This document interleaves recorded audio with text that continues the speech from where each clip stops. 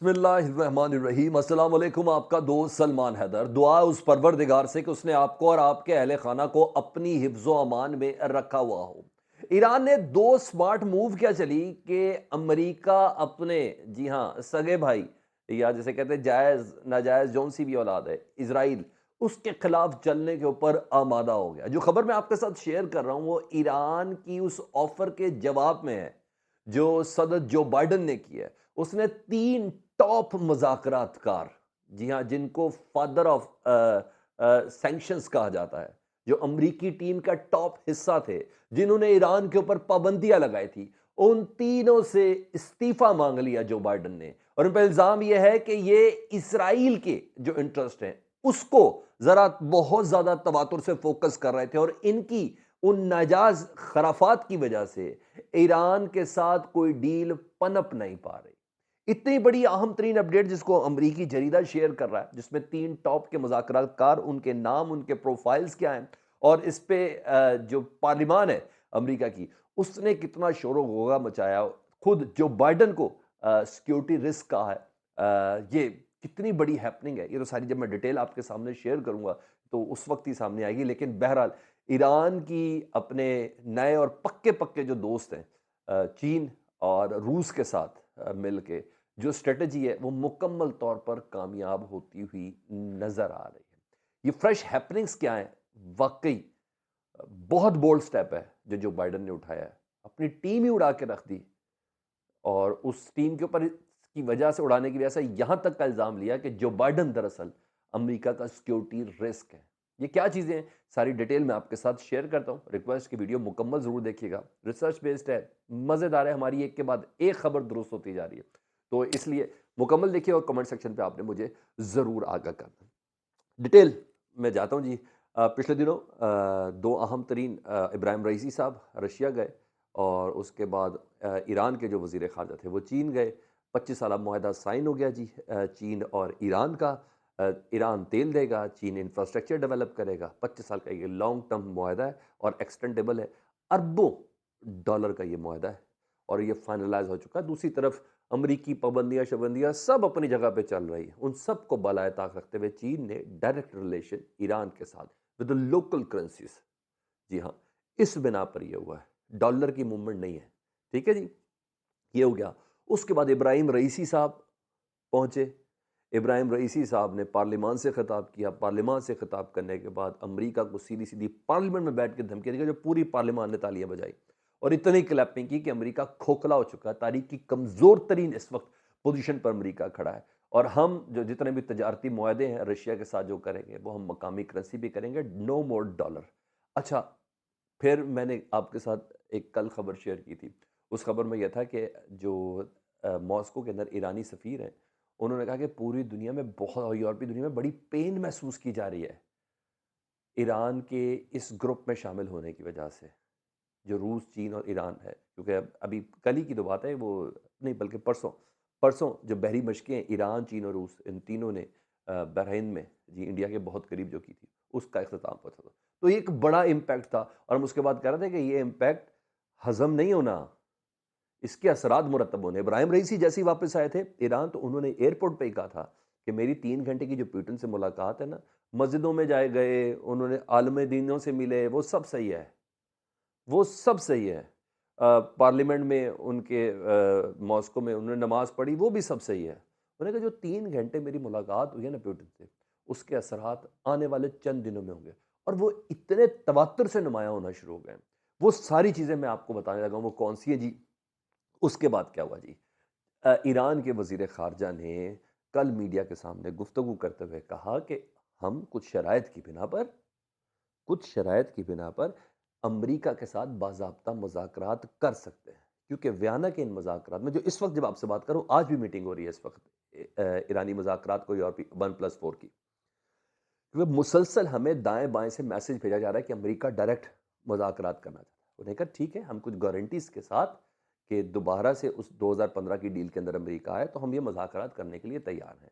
और इसका जवाब बाकायदा तौर पर अमेरिकन फ़ॉरेन मिनिस्ट्री से आ गया कि जी यही तो हमारी ख़्वाहिश थी, जो मैंने आपके साथ सुबह की वीडियो में शेयर भी कर दिया। यही तो हमारी ख़्वाहिश थी। लेकिन अब एक नया नेक्स्ट स्टेप एक नेक्स्ट स्टेप जो बाइडेन उठाया, उसकी डिटेल्स मैं आपके साथ शेयर करता हूँ। सबसे पहले सारी खबरें, अब तो वो जो मैंने अरब मीडिया शेयर किया था, उसको इंटरनेशनल मीडिया भी कर रहा है। अल मॉनिटर जी, Iran signals readiness for direct talks with US, reported piecemeal progress toward a potential deal. Iranian government says it has been offered direct talks with the United States in the course of ongoing multilateral nuclear negotiation in Vienna. यानी इस जब हमारी 1+4 की मुलाकात हुई, हमें मुसलसल कहा जा रहा था कि अमेरिका से भी बात कर ले, वो जो साथ वाले कमरे में आके बैठते, तो वो हो गई। ये खबर मैं आपको दे चुका हूँ। उसके बाद जिस वक्त मैं आपसे बात कर रहा हूँ, वो मैं आपको बता दूँ कि इस टाइम वियना में क्या चल रहा है, और फिर फाइनल बता दूँ कि जो बाइडेन साहब ने जो स्टेप्स उठाए हैं जी। Negotiation continue in Vienna, Iranian delegation focuses on guarantees. ये ईरान का अखबार है जी, इरना। उन्होंने कहा है जी, Vienna in intense discussion continued Vienna on Tuesday. Negotiations between Iran and the five world powers, also known P4+1, are underway in the Austrian city. The Iranian delegation is said to have focused on sustainable agreements supported by the needed guarantees and verification. इस बार मुज़ाकरात में अगर Iran से कोई चीज़ बनवानी है तो हमको verification और गारंटीज चाहिए। 2015 में थी, जो 2018 में डोनाल्ड ट्रंप ने वायलेट की थी। अब नहीं वो चाहिए, ठीक है? इस टाइम इस ग्राउंड पे बात हो रही है। सैंक्शंस हटनी है, ईरान पे कोई हमला नहीं है। ये ईरान बहुत तगड़ी पोजीशन पे आ चुका है। मैंने बोला कि हर लिहाज से 2018 में डोनाल्ड ट्रंप के जाने का नुकसान अमेरिका को हुआ था। उस नुकसान का ये भुगतान है कि आज वो थूक के चाट रहा है। अमेरिका हर चीज को दोबारा चाट रहा है। अच्छा जी, at the first meeting on Tuesday, the Iranian top negotiator Ali Bagheri Kani with deputy European Union foreign policy chief Enrique Mora, उनसे ये गुफ्तगू की, और गुफ्तगू करने मतलब हमें गारंटीज और वारंटीज दे दें, हम दोबारा इस डील के अंदर आने के लिए तैयार हैं। ठीक है, पहले स्टेप, ईरान ने कहा हम अमेरिका से डायरेक्ट बात भी करने के लिए तैयार हैं। दूसरे, अमेरिका ने कहा खुशामदीद। और अब ज़ाहिर बात है, ईरानी ये जो मुज़ाकरातकार हैं, इन्होंने कहा ना कि ये जो शैतान बीच में अंदर बैठे हैं, जो ये डील ही नहीं कराना चाहते, ये इनके जो मुज़ाकरातकार हैं, उनको उनके मुतालिक रिजर्वेशन थी। तो आज उनके मुतालिक भी व्हाइट हाउस ने फैसला कर लिया। वो तीनों मुज़ाकरातकार ही फारिग कर दिए, जो मेन ब्रेन थे, मेन डोनाल्ड ट्रंप के दौर में मेन ब्रेन थे, जिन्होंने 2015 की डील करवाई थी, उसके बाद स्ट्रेटेजी बनाई थी। वो सुन ले जी, वो क्या है, ये आपके सामने जी, डेली मेल जी। बाइडेन पुट्स, पहले उन बाइडेन पे इसके बाद इल्जाम क्या लगा ये भी सुन लें। Biden puts national security at risk, GOP law maker slams president after 3 of his team negotiating with Iran on nuclear deal resign because US is being too soft and calls for him to revert to Trump's maximum pressure policy. America ने Donald Trump की maximum जो pressure जो Iran के ऊपर था, उस policy से हटने की कोशिश की है। 3 टॉप नेगोशिएटर्स थे, उनसे रिजाइन मांगा है, और इस वजह से अमेरिका, जो बाइडेन जो है, उसने अमेरिका को रिस्क पे रखा हुआ। ये कोई और नहीं, ये पॉलिसी मेकर कह रहा है जी। उसका भी मैं आपको बता देता हूँ। अच्छा, जिस शख्स ने रिजाइन किया, ये इस खबर के साथ ही आप देख लें, ये जो लेफ्ट पे, जो बाइडेन के साथ लेफ्ट पे तस्वीर है, ये साहब हैं जी, और इनका नाम है नेफ्यू जी। इनका पूरा नाम है, नहीं नहीं सॉरी, हाँ जी, इनका नाम है रिचर्ड नेफ्यू। ये मेन, अभी इनका प्रोफाइल भी मैं आपको बता देता हूँ। ये साहब हैं जी, और इस खबर को शेयर कर रहे हैं जी मेल ऑनलाइन। अच्छा जी, मज़ीद सुन लें जी। अच्छा, जो रिप्रेजेंटेटिव हैं हाउस के, माइकल वॉल्ट्स, वो फ्लोरिडा से उनका ताल्लुक है।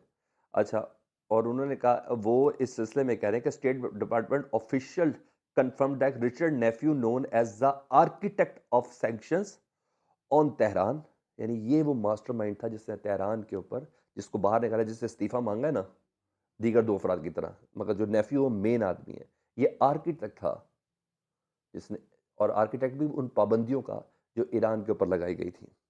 Known as the architect of sanction, Tehran had stepped down as US Deputy Special Envoy for Iran after urging a tougher stance on nuclear talks. यानी जब ये कोशिश करता है कि ईरान के ऊपर मजीद पाबंदियां लगाई जाए, मजीद स्टांस को अमेरिका को जरा थोड़ा सख्त होना चाहिए। ये भी पता चल रहा है कि इनका ताल्लुक इसराइल से है, ठीक है, यहाँ तक की खबरें भी हैं इनके मीडिया में। तो उसको ही कहा, बार बाहर निकले यार, तुम्हारी मेहरबानी, यहाँ से हमें ईरान के साथ मुज़ाकरात करने हैं, हम किसी और स्टांस की तरफ जा रहे हैं, ईरान हमें लेके चला गया, चीन और रूस को एक साथ बैठा के, और तुम कह रहे हो और पाबंदियां लगाएं। मसला क्या है तुम्हारे साथ? इसलिए फारिग हो, आप इस्तीफा दें फ़ौरन। At the same time, the wall street journal reported that 2 other negotiators had stepped aside from their position because they wanted a harder negotiating position. दो और अफराद ने से भी इस्तीफा ले लिया गया है और स्टेप डाउन कर दिया जी, कि वो भी हार्डर स्टांस रखना चाहते थे ईरान के खिलाफ। तो ये वो अमेरिका का जेस्चर, ये साहब है जी, इनकी तस्वीर देख ले जी, ये साहब है the father of US sanction on Iran who stormed out of nuclear negotiation. ये जनाब वो नेफ्यू साहब है, जिनसे मुतल्लिक ये है कि रिचर्ड नेफ्यू, जिनसे मुतल्लिक ये है कि जो बाइडन ने ईरान से बराह रास्त मुज़ाकरात के लिए इन साहब को फारिग कर दिया। अब मैं आपको प्रेडिक्ट कर रहा हूँ, आने वाले चंद दिनों में अमेरिका बराह रास्त वियना में, ऑस्ट्रिया हुकूमत वियना के अंदर ईरान से बात करेगा। Mark my word. आपको क्या लगता है? कमेंट सेक्शन में आपने मुझे ज़रूर बताना। ईरान अच्छा खेल गया, आपको क्या लगता है? ज़रूर बताइएगा। अपना बहुत ख्याल रखें। अल्लाहुम्मा सल्ली अला मुहम्मदिन व आले मुहम्मद।